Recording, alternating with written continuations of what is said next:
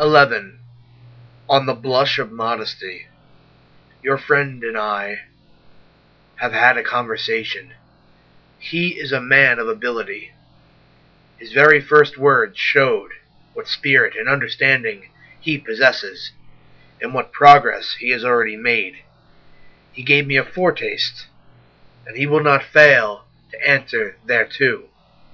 For he spoke not from forethought, but was suddenly caught off his guard. When he tried to collect himself, he could scarcely banish that hue of modesty, which is a good sign in a young man. The blush that spread over his face seemed so to rise from the depths, and I feel sure that his habit of blushing will stay with him after he has strengthened his character, stripped off all of his faults, and become wise. For by no wisdom can natural weakness of the body be removed. That which is implanted and inborn can be toned down by training, but not overcome. The steadiest speaker, when before the public, often breaks into a perspiration, as if he had wearied or overheated himself. Some tremble in the knees when they rise to speak. I know of some whose teeth chatter, whose tongues falter, whose lips quiver. Training and experience can never shake off this habit. Nature exerts her own power, and through such a weakness makes her presence known even to the strongest. I know that the blush, too, is a habit of this sort, spreading suddenly over the faces of the most dignified men. It is, indeed, more prevalent in youth, because of the warmer blood and the sensitive countenance. Nevertheless, both seasoned men and aged men are affected by it. Some are most dangerous when they redden, as if they were letting all their sense of shame escape. Sulla, when the blood mantled his cheeks, was in his fiercest mood. Pompey had the most sensitive cast of countenance. He always blushed in the presence of a gathering, and especially at a public assembly. Fabinius also, I remember, reddened when he appeared as a witness before the Senate, and his embarrassment became him to a remarkable degree. Such a habit is not due to mental weakness, but to the novelty of a situation. An inexperienced person is not necessarily confused, but is usually affected, because he slips into this habit by natural tendency of the body. Just as certain men are full-blooded, so others are of a quick and mobile blood that rushes to the face at once. As I remarked, wisdom can never remove this habit, for if she could rub out all of our faults, she would be mistress of the universe. Whatever is assigned to us by the terms of our birth and the blend in our constitutions will stick with us, no matter how hard or how long the soul may have tried to master itself, and we cannot forbid these feelings any more than we can summon them.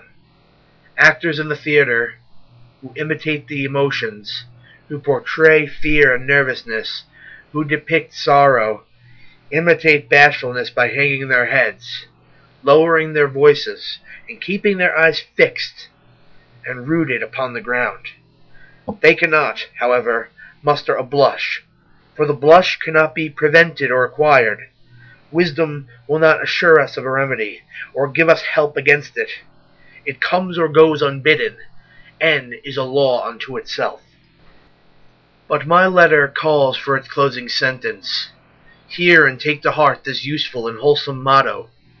Cherish some man of high character, and keep him ever before your eyes, living as if he were watching you, and ordering all of your actions as if he beheld them. Such, my dear Lucilius, is the counsel of Epicurus. He has quite properly given us a guardian and an attendant. We can get rid of most sins if we have a witness who stands near us when we are likely to go wrong. The soul should have someone whom it can respect, one by whose authority it may make even its inner shrine more hallowed. Happy is the man who can make others better, not merely when he is in their company, but even when he is in their thoughts. And happy also is he who can revere a man as to calm and regulate himself by calling him to mind. One who can so revere another will soon be himself worthy of reverence. Choose therefore a Cato, or, if Cato seems too severe a model, choose some Laelius, a gentler spirit. Choose a master whose life, conversation, and soul-expressing face have satisfied you. Picture him always to yourself as your protector or your pattern. For we must indeed have someone according to whom we may regulate our characters. You can never straighten that which is crooked unless you use a ruler. Farewell. 12. On Old Age. Wherever I turn, I see evidences of my advancing years. I visited lately my country palace and protested against the money which was spent on the tumble-down building. My bailiff maintained that the flaws were not due to his carelessness. He was doing everything possible, but the house was old. And this was the house which grew under my own hands. What has the future in store for me, if stones of my own age are already crumbling? I was angry, and I embraced the first opportunity to vent my spleen in the bailiff's presence. "It is clear," I cried, "that these plane trees are neglected. They have no leaves, their branches are so gnarled and shriveled, the boles are so rough and unkempt. This would not happen if someone loosened the earth at their feet and watered them." The bailiff swore by my protecting deity that he was doing everything possible and never relaxed his efforts. But those trees were old. Between you and me, I had planted those trees myself. I had seen them in their first leaf. Then I turned to the door and asked, "Who is that broken-down dotard?" "You have done well to place him at the entrance, for he is outward bound. Where did you get him?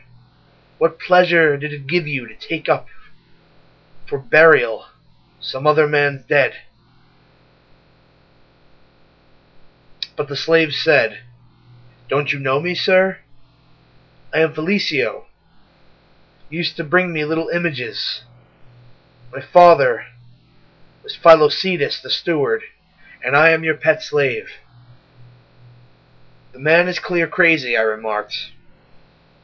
"Has my pet slave become a little boy again? But it is quite possible. His teeth are just dropping out. I owe it to my country place that my old age became apparent whithersoever I turned. Let us cherish and love old age, for it is full of pleasure if one knows how to use it. Fruits are most welcome when almost over. Youth is most charming at its close. The last drink delights the toper, the glass which souses him and puts the finishing touch on his drunkenness. Each pleasure reserves to the end the greatest delight which it contains. Life is more delightful when it's on the downward slope, but has not yet reached the abrupt decline. And I myself believe that that period which stands, so to speak, on the edge of the roof, possesses pleasures of its own, or else the very fact of our not wanting pleasures has taken the place of the pleasures themselves. How comforting it is to have tried out one's appetites, and to have done with them. But, you say, it is a nuisance to be looking death in the face.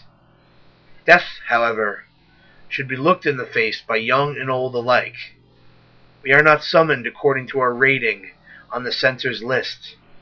Moreover, no one is so old that it would be improper for him to hope for another day of existence. And one day, mind you, is a stage on life's journey. Our span of life is divided into parts. It consists of large circles enclosing smaller. One circle embraces and bounds the rest. It reaches from birth to the last day of existence. The next circle limits the period of our young manhood. The third confines all of childhood in its circumference. Again there is, in a class by itself, the year. It contains within itself all the divisions of time, by the multiplication of which we get the total of life. The month is bounded by a narrower ring. The smallest circle of all is the day. But even a day has its beginning and its end, its sunrise and its sunset. Hence Heraclitus, whose obscure style gave him his surname, remarked, "One day is equal to every day." Different persons have interpreted the saying in different ways. Some hold that days are equal in number of hours, and this is true. For if by day we mean 24 hours' time, all days must be equal, inasmuch as the night acquires what the day loses. But others maintain that one day is equal to all days through resemblance, because the very longest space of time possesses no element which cannot be found in a single day, namely, light and darkness. And even to eternity, day makes these alternations more numerous, not different when it is shorter, and different again when it is longer. Hence, every day ought to be regulated as if it closed the series, as if it rounded out and completed our existence. Pavius, who by long occupancy made Syria his own, used to hold a regular burial sacrifice in his own honor, with wine and the usual funeral feasting, and then would have himself carried from the dining room to his chamber, while eunuchs applauded and sang in Greek to a musical accompaniment. He has lived his life. He has lived his life. Thus, Pavius had himself carried out to burial every day. Let us, however, do from a good motive what he used to do from a debased motive. Let us go to our sleep with joy and gladness. Let us say, I have lived. The course which fortune set for me is finished. And if God pleased to add another day, we should welcome it with glad hearts. That man is happiest and is secure in his own possession of himself, who can await the morrow without apprehension.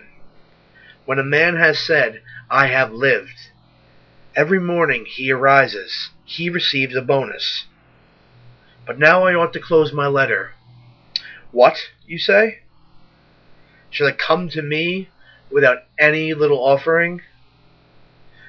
Be not afraid, it brings something, nay, more than something, a great deal.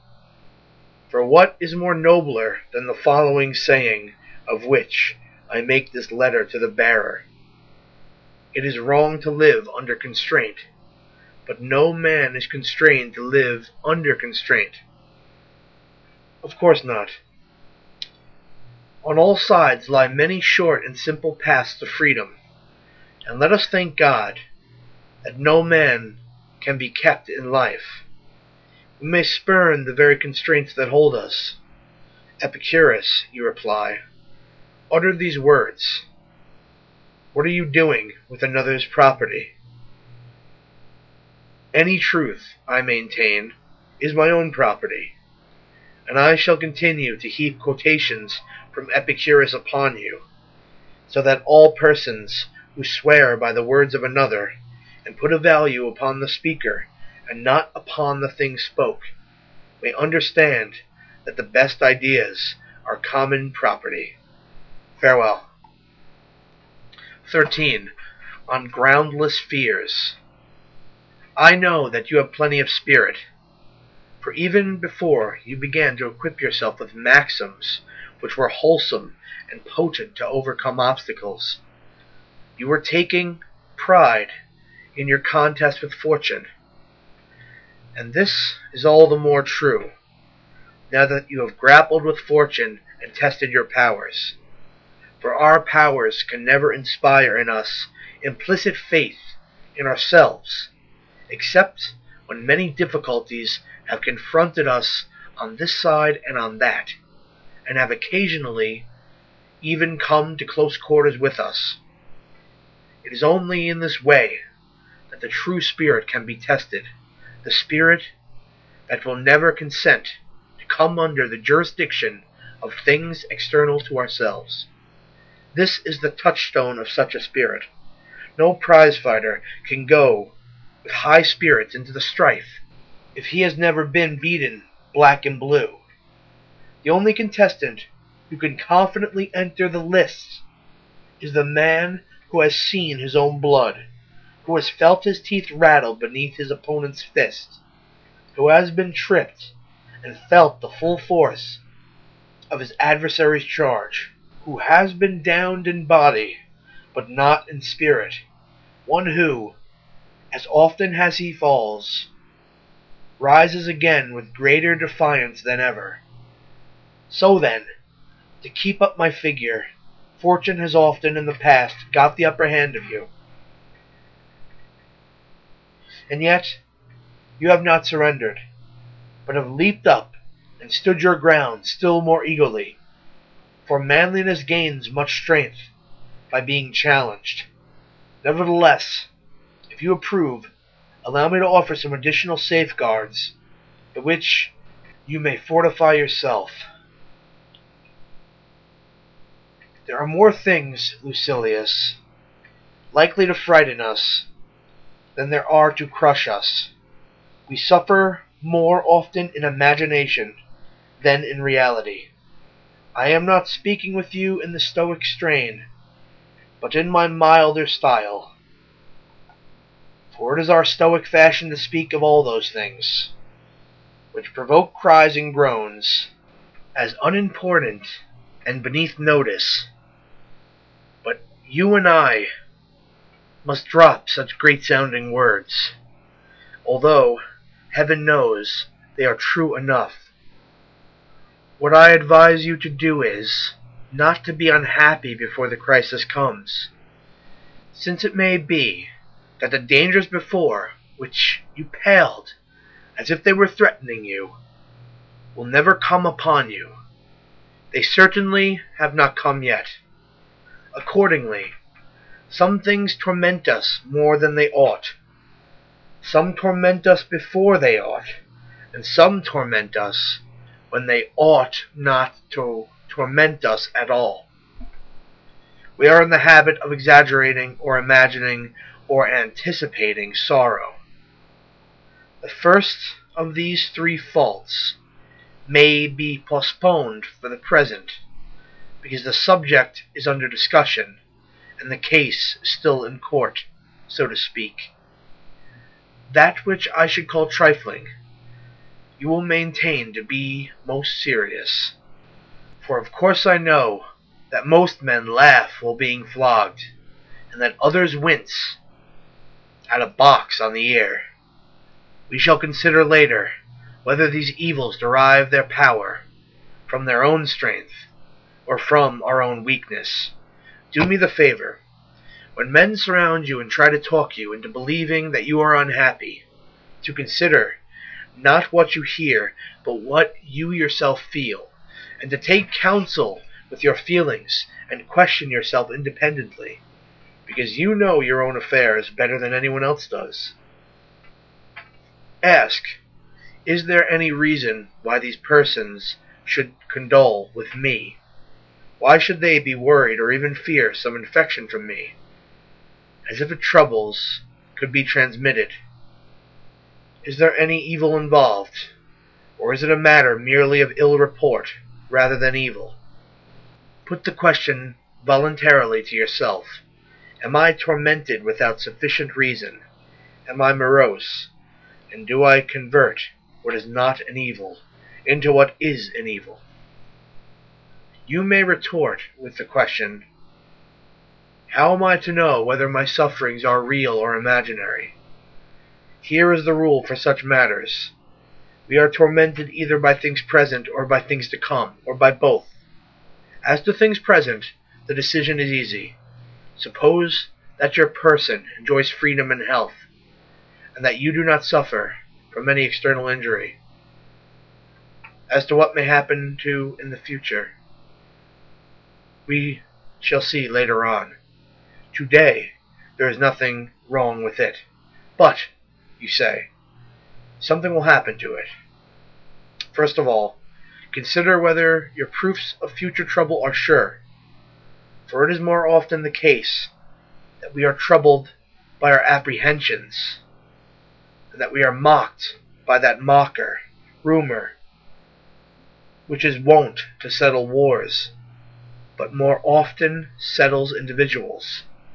Yes, my dear Lucilius, we agree too quickly with what people say.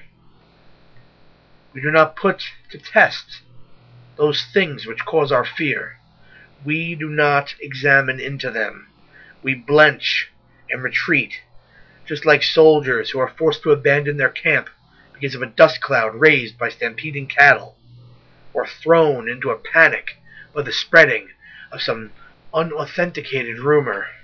And somehow or other, it is the idle report that disturbs us most, for truth has its own definite boundaries. But that which rises from uncertainty is delivered over to guesswork, and the irresponsible license of a frightened mind, and so uncontrollable as panic fear. For other fears are groundless, but this fear is witless. Let us, then, look carefully into the matter. It is likely that some troubles will befall us, but it is not a present fact.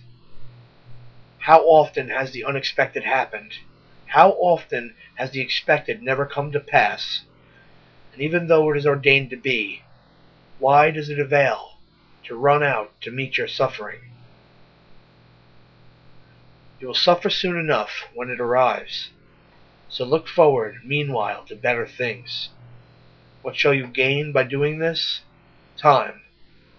There will be many happenings meanwhile, which will serve to postpone or end, or pass on to another person, the trials which are near, or even in your very presence. A fire has opened the way to flight. Men have been let down softly by a catastrophe. Sometimes the sword has been checked even at the victim's throat. Men have survived their own executioners. Even bad fortune is fickle. Perhaps it will come, perhaps not. In the meantime it is not. So look forward to better things. The mind at times fashions for itself false shapes of evil, when there are no signs that point to any evil. It twists into the worst construction some word of doubtful meaning, or it fancies some personal grudge to be more serious than it really is, considering not how angry the enemy is, or to what lengths he may go if he is angry. But life is not worth living, and there is no limit to our sorrows, if we indulge our fears to the greatest possible extent. In this manner, let prudence help you, and contend with a resolute spirit, even when it is in plain sight. If you cannot do this, counter one weakness with another, and temper your fear with hope. There is nothing so certain among these objects of fear, that it is not more certain still that things we dread sink into nothing, and that the things we hope for mock us. Accordingly, weigh carefully your hopes as well as your fears, and whenever all the elements are in doubt, decide in your own favor, believe what you prefer, and if fear wins a majority of the votes, incline in the other direction anyhow, and cease to harass your soul, reflecting continually that most mortals, even when no troubles are actually at hand, or are certainly to be expected in the future, become excited and disquieted. No one calls a halt on himself when he begins to be urged ahead, nor does he regulate his alarm according to the truth. No one says, "The author of the story is a fool," and he who has believed it is a fool, as well as he who fabricated it. We let ourselves drift with every breeze. We are frightened at uncertainties, just as if they were certain. We observe no moderation. The slightest thing turns the scales and throws us forthwith into a panic.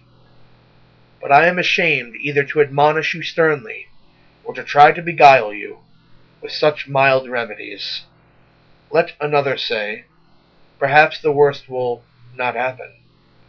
You yourself must say, "Well, what if it does happen? Let us see who wins. Perhaps it happens for my best interests. It may be that such a death will shed credit upon my life." Socrates was ennobled by the hemlock drought. Wrench from Cato's hand his sword, the vindicator of liberty, and you deprive him of the greatest share of his glory. I am exhorting you far too long, since you need reminding rather than exhortation. The path on which I am leading you is not different from that on which your nature leads you. You were born to such a conduct as I describe. Hence there is all the more reason why you should increase and beautify the good that is in you. But now, to close my letter, I have only to stamp the usual seal upon it, in other words, to commit thereto some noble message to be delivered to you. The fool, with all his other faults, has this also: he is always getting ready to live. Reflect, my esteemed Lucilius, what this saying means, and you will see how revolting is the fickleness of men who lay down every day new foundations of life, begin to build up fresh hopes, even at the brink of the grave. Look within your own mind for individual instances. You will think of old men who are preparing themselves at that very hour for a political career, or for travel, or for business. And what is baser than getting ready to live when you are already old? I should not name the author of this motto, except that it is somewhat unknown to fame, and that it is not one of the popular sayings of Epicurus, which I have allowed myself to praise and to appropriate. Farewell. 14. On the reasons for withdrawing from the world. I confess that we all have an inborn affection for our body. I confess that we are entrusted with its guardianship. I do not maintain that the body is not to be indulged at all, but I maintain that we must not be slaves to it. He will have many masters who makes his body his master, who is over fearful in its behalf. Courage, who judges everything according to the body.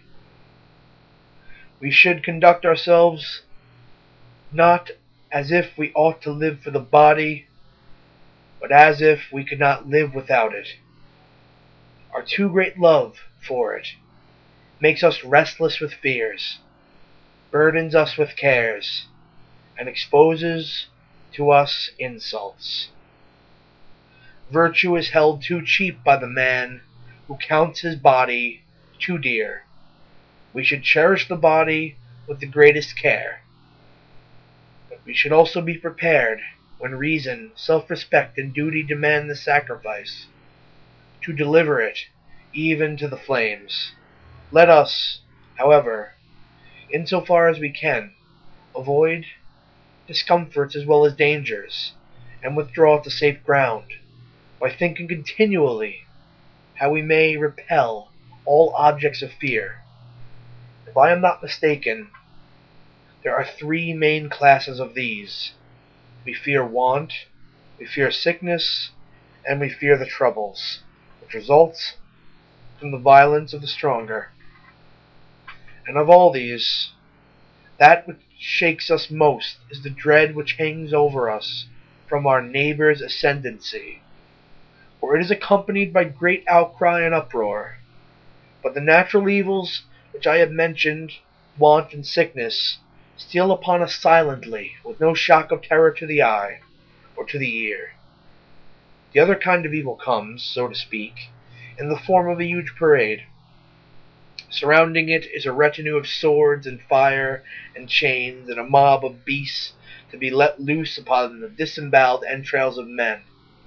Picture to yourself under this head the prison, the cross, the rack, the hook, and the stake, which they drive straight through a man until it protrudes from his throat.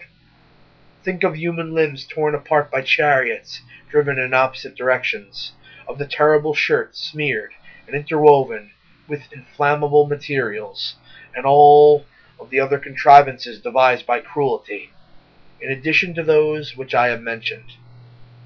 It is not surprising, then, if our greatest terror is of such a fate, for it comes in many shapes, and its paraphernalia are terrifying. For just as the torturer accomplishes more in proportion to the number of instruments which he displays, indeed, the spectacle overcomes those who would have patiently withstood the suffering. Similarly, of all the agencies which coerce and master our minds, the most effective are those which can make a display. Those other troubles are, of course, not less serious. I mean hunger, thirst, ulcers of the stomach, and fever that parches our very bowels. They are, however, secret. They have no bluster and no heralding. But these, like huge arrays of war, prevail by virtue of their display and their equipment.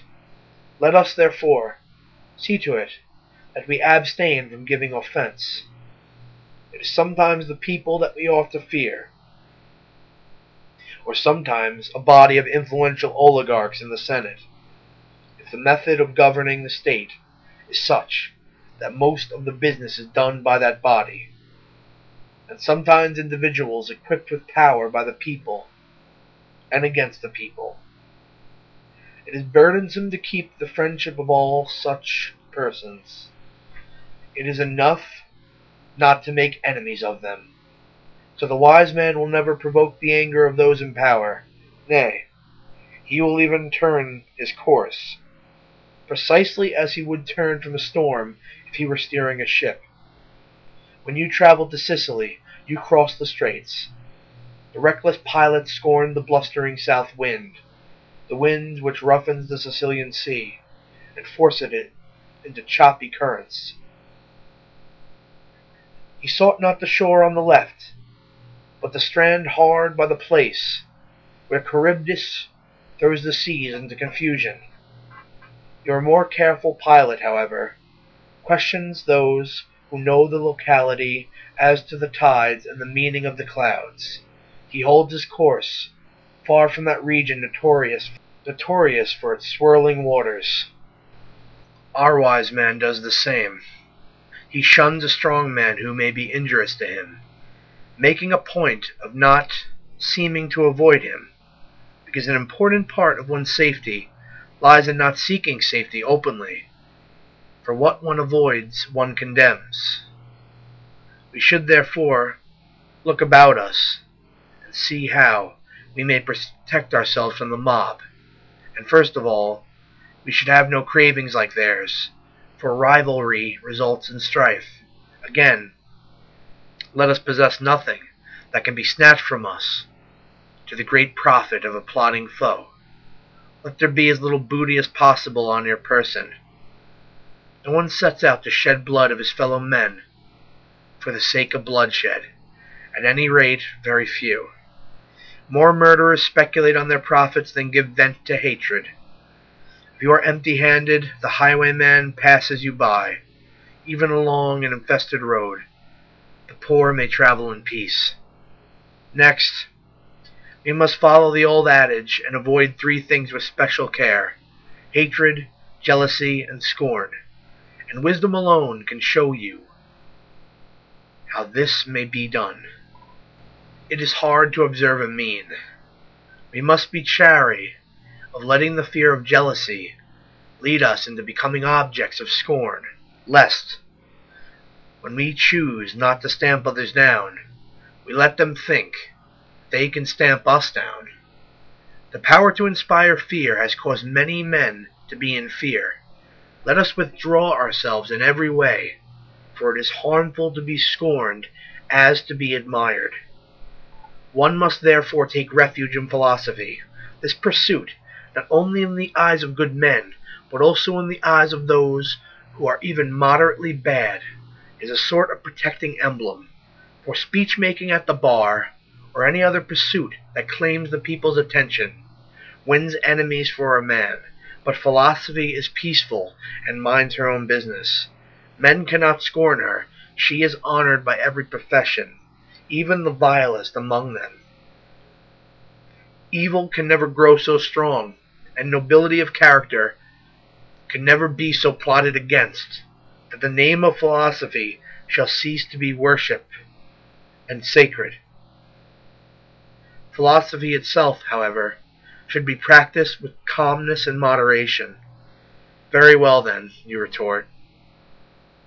Do you regard the philosophy of Marcus Cato as moderate? Cato's voice strove to check a civil war. Cato parted the swords of maddened chieftains. When some fell foul of Pompey and others fell foul of Caesar, Cato defied both parties at once. Nevertheless, one may well question whether, in those days, a wise man ought to have taken any part in public affairs, and ask, "What do you mean, Marcus Cato?" It is not now a question of freedom. Long since has freedom gone to rack and ruin. The question is, whether it is Caesar or Pompey who controls the state. Why, Cato, should you take sides in that dispute? It is no business of yours. A tyrant is being selected. What does it concern you who conquers? The better man may win, but the winner is bound to be the worse man. I have referred to Cato's final role, but even in previous years the wise man was not permitted to intervene in such a plundering of the state. For what could Cato do but raise his voice and utter unavailing words? At one time he was bustled by the mob and spat upon and forcibly removed from the forum and marked for exile. At another he was taken straight to prison from the Senate chamber. However, we shall consider later whether the wise man ought to give his attention to politics. Meanwhile, I beg you to consider those Stoics who, shut out from the public life, have withdrawn into privacy for the purpose of improving men's existence and framing laws for the human race without incurring the displeasure of those in power. The wise man will not upset the customs of the people, nor will he invite the attention of the populace by any novel ways of living. What then? Can one who follows out this plan be safe in all cases? I cannot guarantee this any more than I can guarantee good health in the case of a man who observes moderation. Although, as a matter of fact, good health results from such moderation. Sometimes a vessel perishes in harbor. But what do you think happens on the open sea? And how much more beset with danger that man would be, who even in his leisure is not secure, if he were busily working at many things. Innocent persons sometimes perish. Who would deny that? But the guilty perish more frequently. A soldier's skill is not at fault if he receives the death blow through his armor. And finally, the wise man regards the reason for all his actions, but not the results. The beginning is in your own power.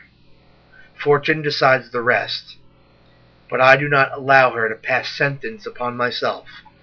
You may say, but she can inflict a measure of suffering and of trouble. The highwayman does not pass sentence when he slays.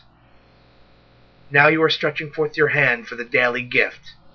Golden indeed will be the gift with which I shall load you.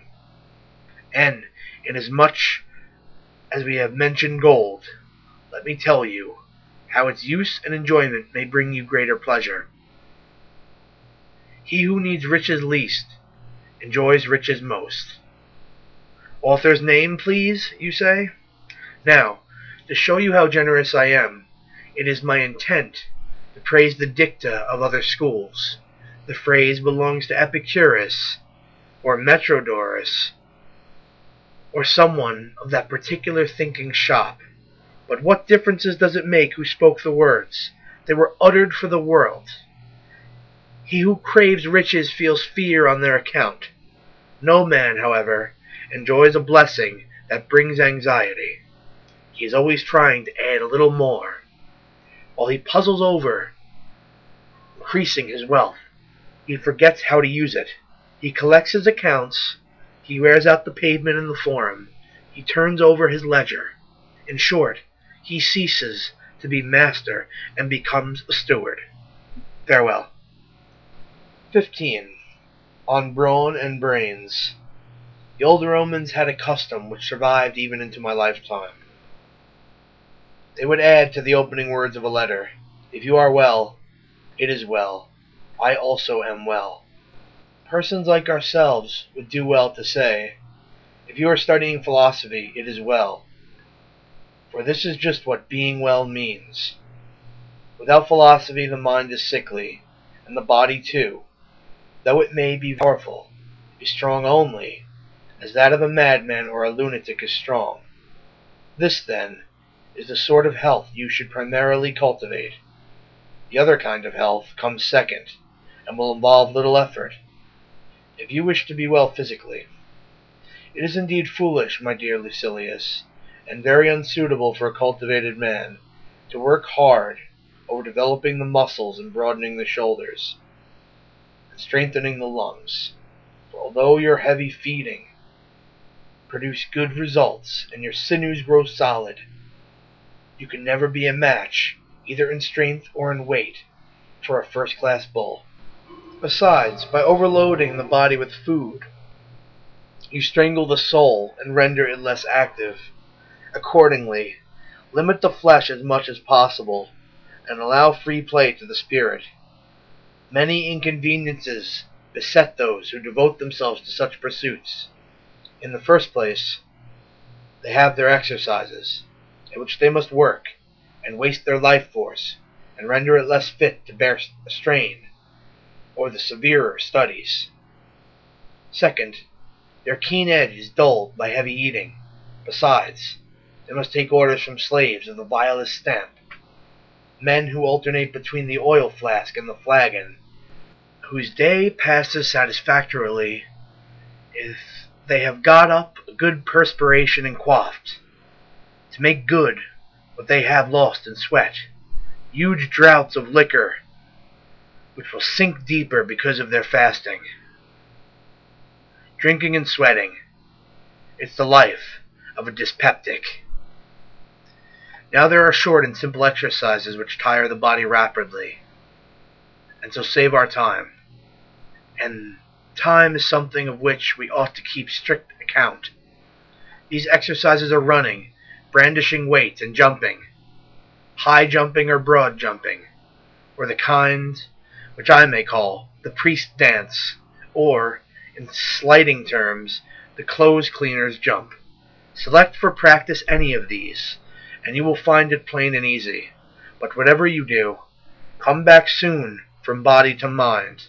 The mind must be exercised both day and night, for it is nourished by moderate labor, and this form of exercise need not be hampered by cold, or hot weather, or even by old age. Cultivate that good which improves with the years. Of course, I do not command you to be always bending over your books and your writing materials. The mind must have a change, but a change of such a kind that it is not unnerved, but merely unbent. Riding in a litter shakes up the body. It does not interfere with study. One may read, dictate, converse, or listen to another. Nor does walking prevent any of these things. You need not scorn voice culture, but I forbid you to practice raising and lowering your voice by scales and specific intonations. What if you should next propose to take lessons in walking? If you consult the sort of person whom starvation has taught new tricks, you will have someone to regulate your steps, watch every mouthful as you eat, and go to such lengths as yourself by enduring him and believing in him, have encouraged his effrontery to go. What then, you will ask? Is my voice to begin at the outset with shouting and straining the lungs to the utmost? No. The natural thing is that it be aroused to such a pitch by easy stages, just as persons who are wrangling begin with ordinary conversational notes and then pass to shouting at the top of their lungs. No speaker cries, "Help me, citizens," at the outset of his speech. Therefore, whenever your spirit's impulse prompts you, raise a hubbub, now in louder, now in milder tones, according as your voice, as well as your spirit, shall suggest you, when you are moved to such a performance. Then let your voice, when you rein it in and call it back to earth, come down gently, not collapse. It should trail off in tones halfway between high and low, and should not abruptly drop from its raving in the uncouth manner of countrymen. For our purpose is not to give the voice exercise, but to make it give us exercise. You see, I have relieved you of no slight bother, and I shall throw in a little complimentary present. It is Greek, too. Here is the proverb. It is an excellent one. The fool's life is empty of gratitude and full of fears. Its course lies wholly toward the future. Who uttered these words, you say? The same writer who I mentioned before. And what sort of life do you think is meant by the fool's life? That of Baba and Isio? No, he means our own, for we are plunged by our blind desires into ventures which will harm us, but certainly will never satisfy us. For if we could be satisfied with anything, we should have been satisfied long ago, nor do we reflect how pleasant it is to demand nothing, how noble it is to be contented, and not to be dependent upon fortune. Therefore continually remind yourself, Lucilius, how many ambitions you have attained. When you see many ahead of you, think how many are behind. If you would thank the gods and be grateful for your past life, you should contemplate how many men you have outstripped. But what have you to do with the others? You have outstripped yourself. Fix a limit to which you will not even desire to pass, should you have the power. At last, then, away with all these treacherous goods. They look better to those who hope for them than to those who have attained them. If there were anything substantial in them, they would sooner or later satisfy you. As it is, they merely rouse the drinker's thirst.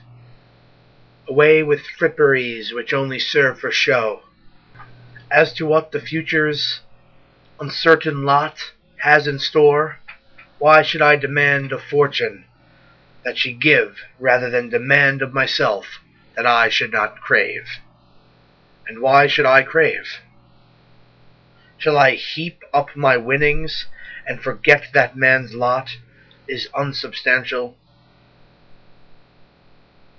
For what end should I toil? Lo, today is the last. If not, it is near the last.